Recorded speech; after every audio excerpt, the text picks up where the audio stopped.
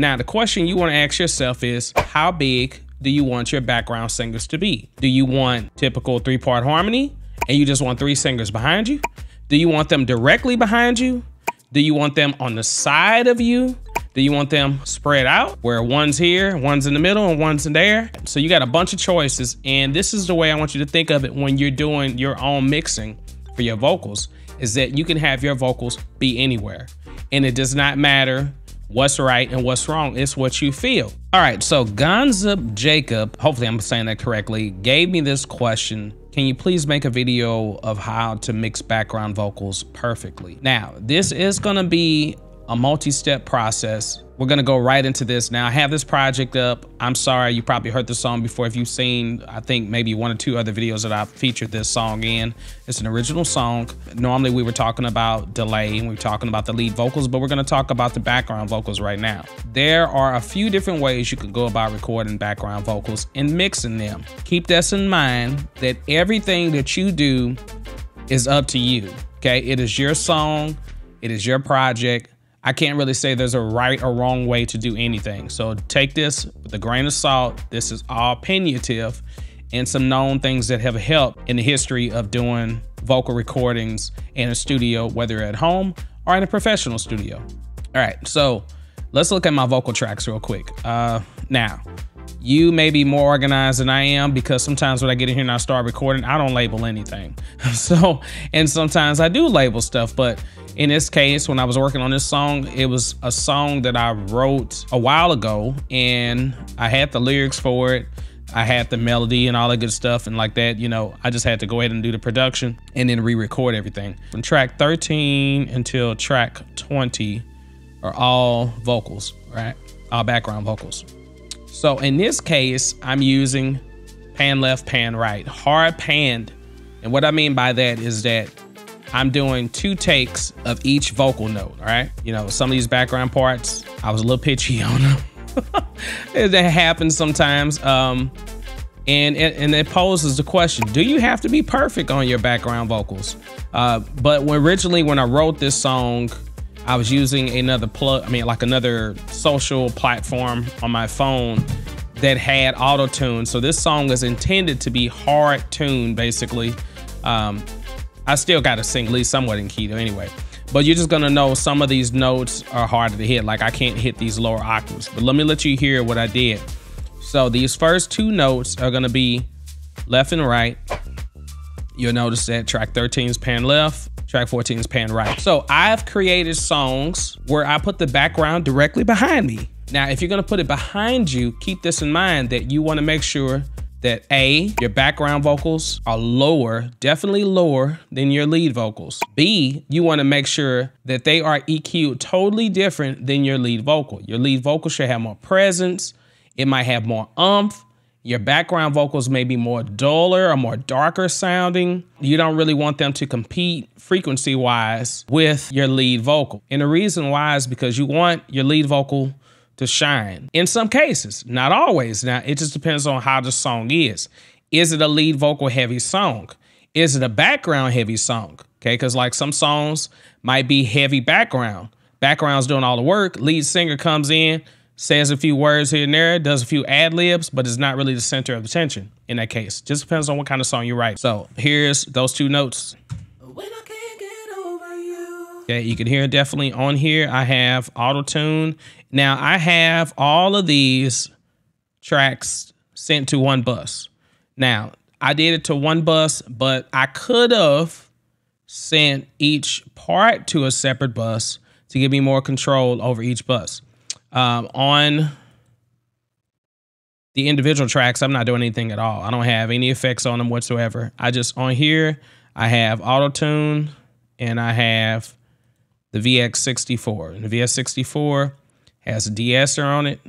Now, I would say typically on background vocals, you want to cut out as much sibilance as possible, because it tends to be that background vocals are a lot darker, not darker, but I mean, they're a lot more compressed, and you don't really hear that nasality or that sibilance come like that out of the background vocals, because you want them to blend more and you want the lead vocal to be the one that has more sibilance in some cases. It just depends again, whichever way you're doing it, because I can recall some R&B records, you know, like pop or 2000s, early 2000s, around that era, B2K, NSYNC, things like that, where the background vocals may be more subtle. But then if it's like an R&B record, like Omarion or, you know, Mario, background vocals are blasting and they're real pronounced, and they're like the background vocals almost sound better than the lead vocals, basically. But that's the way they would mix that, because they're keeping in mind that, hey, we're going to go out and perform this live. And when we perform live, we want those background tracks fat. Like we want them vocals fat. So keep that in mind. It just depends on what you're going for. But on here, I got a de-esser, and I got a doubler, and I got a delay. And am I using equalizer? Yes, I am. I'm just rolling off on the lows, and I did raise it up on the highs a little bit, okay? But then I have, I think I'm gonna add some more stuff. So this is not finished. Like, this is not where I really wanted it. I'm just playing around with the song still. When I can't get over you. Okay, now keep in mind too also that when you're dealing with these vocals, you have to determine how much of this intro noise you want. Let me change my snap real quick. 30 seconds, okay. So on these two parts right here, I might want them to come in a lot later. So it's good to do a fade in, all right? Make sure you're not getting any of those onset notes or getting any like extra noise in the background. When I can't get over you. Okay, and that might be better. Now, when I recorded this, each part is not quite the same. And that's okay, because you don't want it to be the exact same. Like nobody can sing the part the exact same. It's going to sound somewhat different. All right.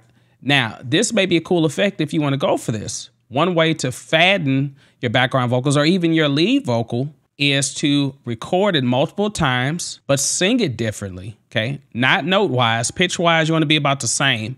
But I can sing, you know, somebody, you know, I got somebody tell me what to do, and I can say, somebody tell me what to do. Somebody tell me what to do. All right, it's the same note, but I'm changing the tonality or changing the tone of my voice.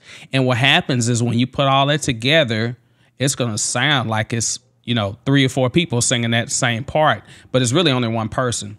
And another thing is that you can do with EQ, you can do some special stuff. Like I can take this lead vocal, I can double certain parts of it, or I can copy certain parts of it and do the old nudge technique, which I used to do quite a bit. Let me move this microphone back down. The nudge technique is, say for instance, I did not want to record this soprano part or this first tenor part. Again, I recorded it once. I really love the way it sounds. I just want to copy that. So you can do copy and paste. And then what you do is you click on one, nudge it to the left, click on the other one, nudge it to the right.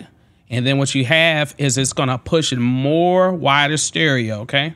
All right, now you don't want it to be too wide where it doesn't sound like they're singing the same thing. When I can't get over you. So when you do that nudge technique, it's a way to kind of make it seem like you actually did record the part again, but you kind of nudge it, because you don't want, when you put this pan left and right, it still can sound like it's mono if they're not, if they're like the exact same. So that's why you want to kind of spread them out. And the more you spread them out, it's like basically you're going around that field. You're just going across the plane and you take it all the way. You say, boom, I want my background vocals right on the side of me, but I want them on the far side. Okay. Or I want them in back of me, you know, just depends. Oh, by the way, if you are liking what you're hearing so far, I know I'm doing a lot of talking. Definitely consider subscribing to the channel and like it, share with whoever you need to share with. Okay, so on track 15, you'll see that this is my second tenor part. And I can see when I'm looking at this, I can see all this cleanup that I need to do, which is why I'm showing you how to clean up. You want to make sure you clean this stuff up. Okay, but let's listen to this. Do you hear that when I said, now I might want to keep that there to make it, you know, different. But if I want it to be real clean, I would basically take this in some, slide it over, and then make sure I put that fade in. When I can't get over you. Okay. All right. And you can chop these tail ends off. All right. Here's the other two notes. When I can't get over you. Okay, I think that was right. Let's do it again. When I can't get over you. You can tell that one of those notes I was a little bit more off because you can hear the auto tune acting. I have it on fast right now, but it's really when you hear that when it shakes like that, that means that I was slightly sharp or slightly flat. All right. When I can't get over you. Okay, this is the whole thing. Now let's listen into a context with it, and I'm gonna mute the lead vocal. I think. Yeah, I think I'm gonna leave the lead vocal. Okay, I think I got it muted. All right, let's start from right here. Take the solo off.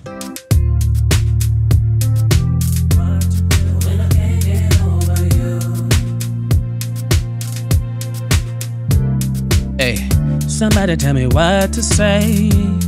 Though I lost you anyway. Still wanna see my case. No, still you. Okay, so let's talk about how much you should really stack your vocals. So the rule of thumb is, if you're gonna do one, like I said, panning is gonna be your best friend because you can keep all of them straight. You know, you can keep them all in center. You want to make sure that you have them back, and you definitely want to add some reverb and things like that on there. But you can also mess with panning, because panning means that, oh, now I have 3 singers behind me, but I'm going to have the tenor on this side. I'm going to have the soprano in the middle right behind me. Then I'm going to have the alto on that side.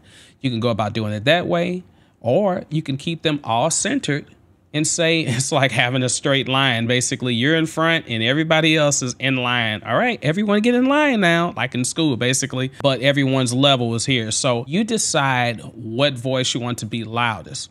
Typically, the melody is always the loudest. Often we hear middle and lower voices better than we do higher voices. So the tendency is you want to bring the higher voice up, because as you get older, you start to lose your higher frequency range, right? So if I have my melody note, which is in the middle, and I have a note that's on top of that note, I might want the note to be, you know, slightly below, but it just depends on what your balance is. In most music that I hear today, the backgrounds are so suppressed that you can't really hear, like, you know the notes are there and you hear them, but you really feel them more than you hear them. And what I mean by that is that, like, let me play this part. Okay, so here's the chorus. How do I get back all the tears, all the tears, all the tears, from all of the pain I caused you through the years, I'm sorry. Yes, I'm sorry. Okay, and I'm sorry, I did take that back. I did record the melody again down here at the bottom, so I knew I had it somewhere. So the melody is right here. How do I get back all the tears, all the tears, all the tears, from all of the pain I caused you through the years, I'm sorry. Yes, I'm sorry. Sorry. Okay, yeah, and that's very tuned. Like, I probably won't tune them too much like that. But now, I don't think I really matched. I haven't really changed any of the. I don't think I've changed any of the faders on any of these tracks. So everything is pretty much centered. But when I get around to mixing, and right now I'm not really worried about the mix. Another thing you can go about doing is, if you notice that one note is louder, you can also do automation on it. Automation, if you haven't learned about that, I have a video, I think 2 videos or so, that talk about automation. And on the automation, basically what I'm saying is that, hey, I want to turn the volume down at a certain point, bring it back up, turn it down, bring it back up. I can do that, or I can do a compressor. But right now, everything is the way it is. And it doesn't sound bad together. Okay, so like I can hear that, from all the pain I caused you. Okay, that note is super high, and I can hear that note more than anything else. I hear the other notes, but that note sticks out. And the reason why is because that frequency, because it's higher like that, it's going to cut through the mix. Higher frequencies always cut through the mix more. So keep that in mind, that you don't have to have the higher notes as high. So I can bring these down. Let's see. How do I get back all the tears, all the tears? And I think I got automation on it, so I don't know if I do that. No, I don't. Through the years, I'm sorry. Can you all hear that well? I'm gonna turn it up a little bit more. Okay, because I think I had the gain turned down. How do I get back all the tears, all the tears, all the tears from all of the pain I caused you? Through the years, I'm sorry. Yes, I'm sorry. Okay, and I still hear like that soprano note is still sticking out, like right here. It's really louder. So I would go back and I would fix that. Compression would do that too as well. So I might want to compress that individually as well as add compression on here, because I'm not even using compression on here at all. Nothing's compressed.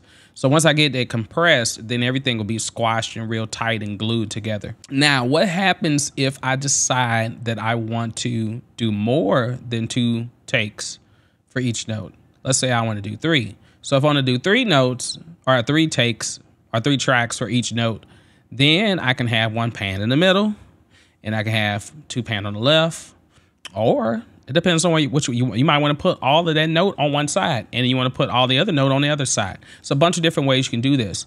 And the good thing about this is that you can change it during your song. Like, it doesn't have to be the same way every single time. It's more simple if you keep it that way, but you can have where the first time you have everything in the center behind you, and then maybe the second time on the second hook or second chorus you decide to spread it all out, and then on the third chorus you add even more notes in there, or you spread it out even more, you know. So you can do different things in your project. There are no limitations to what you can do in this software, with the exception of whatever your CPU can handle now. But other than that, you got unlimited MIDI tracks, unlimited audio tracks. You got a plethora of plugins that come in here, and you can like manipulate different things, you know, so you all don't feel like you're stuck in a box. Now, once I get all of my vocals recorded, then I would add compression on there after I've done my tuning and I know that all my levels are fine, and then I would do some compression. So, and in this case, I'm gonna use, let's use the multi-band compressor. Let's do this. Audio Effects Sonitus, or Sonitus, or however you want to call it. So on this compressor, all right, this is one of the main plugins that you definitely want to use when you're dealing with mastering. I am going to get into talking about mastering. You all just haven't really done it yet. It's like so many things that I want to cover, but just trying to make sure I have time to do everything and trying to get as many of your questions out the way as possible. So let's loop a part for us. Let's loop like right here. Just loop that section. Okay, it's looped. All right, so I got a compressor on there and I'm gonna bring that, I'll keep it right there. And what I like about this, I can listen to each band. Let me just solo this. Okay, I can hear each band.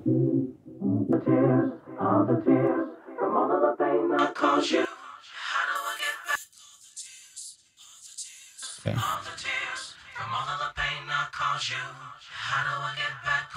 All right, now I want to dip that down. I might want to dip that frequency band down. How do I get back all the tears, all the tears, all the tears from all of the pain I caused you? How do I get back all the tears, all the tears, all the tears from all of the pain I caused you? Down. How do I get back all the tears, all the tears, all the tears from all of the pain I caused you? How do I get back all the tears, all the tears, all the tears from all of the pain I caused you? How do I get back all the tears, all the tears, all the tears from all of the pain I caused you? How do I get back all the tears?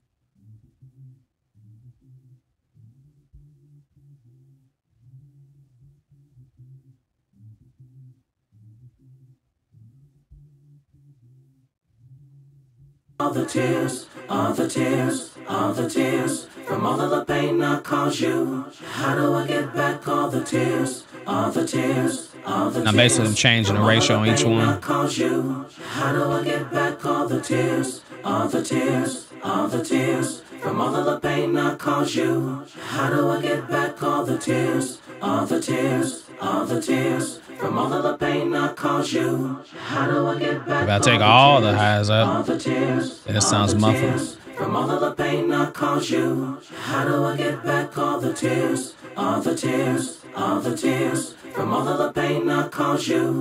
How do I get back all the tears, all the tears, all the tears, from all of the pain I caused you? Through the years, I'm sorry.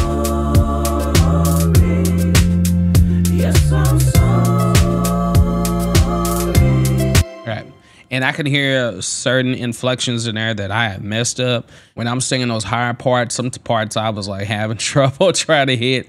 That's a good thing about using auto-tune is like, or even, of course, my trial is up and I can't really use it right now, but using the Melodyne really would have helped because I can just slide a note to where I need it to be. But I will get around to getting Melodyne again. I think I prefer it over auto-tune because auto-tune is fine. It's just, if you get the more expensive one, it works a little bit better. This one is fine just for what it's doing, but I really did like the Melodyne better. My advice, make sure you get clean takes and get the notes that you're really trying to hit. You know, it's okay to record it multiple times. You can do multiple takes easily using comping and then comp together the best parts. And then the good thing about backgrounds is that once you record them once, unless you're doing some deviation or changing up the notes or something like that, once you record them once, baby, copy and paste them things. Copy and paste them where they go. Now, this is just one step into doing this. Now, don't just think, you know, this is a tutorial and hopefully you learn something from it, but I still got more to do with this because there's more to it than just this. But the main thing is making sure you get your tracks right, record it the right way, make sure that you get all the muddiness, get all the certain frequencies that you don't need in there. Make sure you get your auto tune on there or get your pitch correction on there. Make sure that you do compression. You know, if you want to add reverb, delay, like I got on there, get that de-esser going, then you're starting to get there. And then from there, it's all about what you do with levels. Now, level-wise, I've talked about it. Keep in mind, I guess that's the word of the day. I might put the title. Keep in mind, that's the title. Keep in mind, colon, Cakewalk. I don't know.